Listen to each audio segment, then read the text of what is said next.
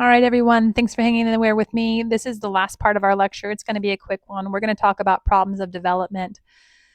We're going to start off talking about fears and anxieties. We know that about 5% of children in mid childhood experience a phobia. We also know that we see some school refusal around this time, and that's because we can have anxiety and fear that leads to this refusal. It can also lead to physical symptoms like a stomach ache, nausea, headache. We can even see vomiting from this anxiety and this refusal. School anxiety really comes from a typical change in environment or high demand. So if you're feeling that stress and pressure to perform, it can be from a critical teacher if you feel like you are being criticized on a daily basis and you're not able to achieve or feel confident in being there. It can also be from bullying. There's a lot of bullying that can happen, like we talked about earlier in the lecture.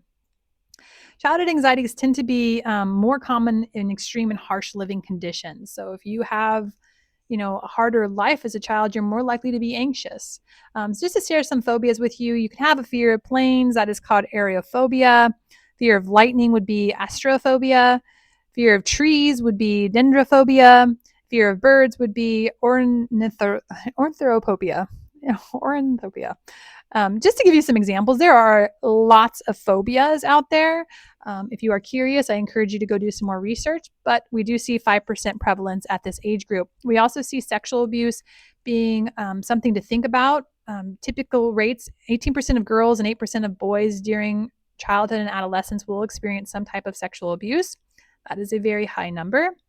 Most often, the abusers are men that know the victim well. It could be their father, their stepfather, uncle, or older brother.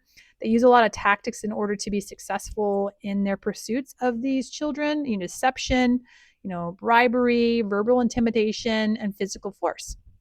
And consequences when you experience sexual abuse or what happens to you, the implications are, children could lose their appetite, their inability to sleep, they become fearful. We also see higher rates of substance abuse later on, suicidal tendencies, depression, anxiety, low self-esteem, mistrust of adults, and a lot of anger, and rightfully so, right? When we think about how we can prevent sexual abuse, really the most important thing is education on inappropriate behaviors and advances, so we can teach children how to protect themselves. So self-protective strategies to deter advances and resources for assistance. So the best thing we can do is teach children how to ward it off and help ensure it doesn't happen. But then if it does happen, making sure there's resources available for assistance and support. But hopefully getting in there so children don't have to experiencing these things. All right, let's talk about resilience a little bit. There are differences in resilience, one being personal, depending on the type of person you are, what you value, your background. I don't remember.